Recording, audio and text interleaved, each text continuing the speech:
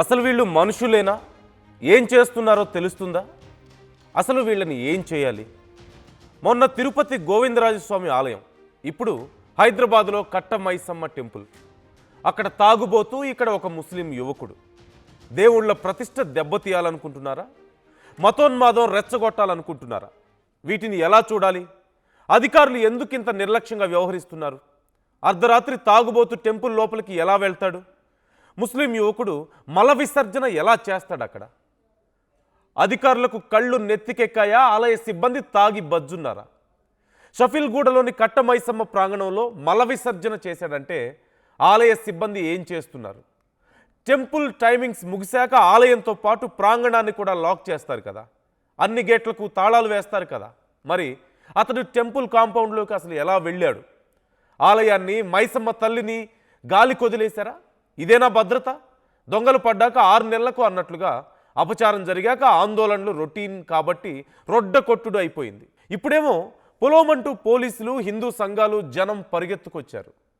ఒకరేమో ఉగ్రవాది అంటారు, ఇంకొకరు ఇంకేదో అంటున్నారు. మొన్న 3వ తేదీన ఒక తాగుబోతు తిరుపతిలోని శ్రీ గోవిందరాజస్వామి ఆలయ ప్రధాన గోపురం పైకి ఎక్కి సంచలనం చేశాడు.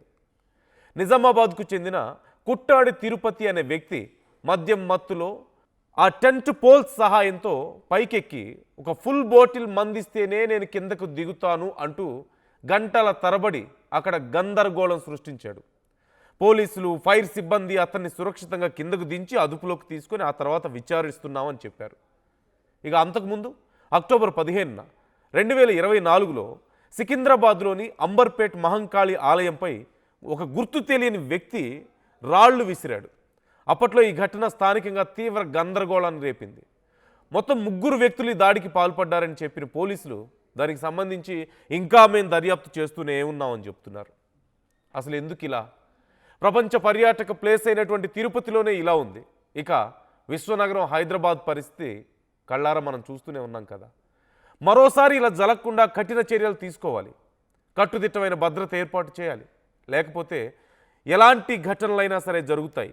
అవి చూస్తూనే ఉంటాం, చెప్పుకుంటూనే ఉంటాం. There is no full stop, no commas, just time pass.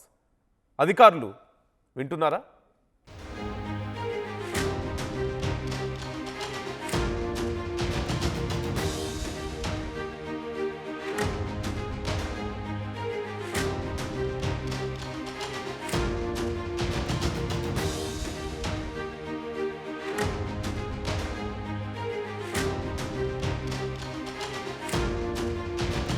Local to global news at your fingertips. మీ చేతిలో ఒక ఆయుధం. Download Raw TV app. Media legend Ravi Prakash is back.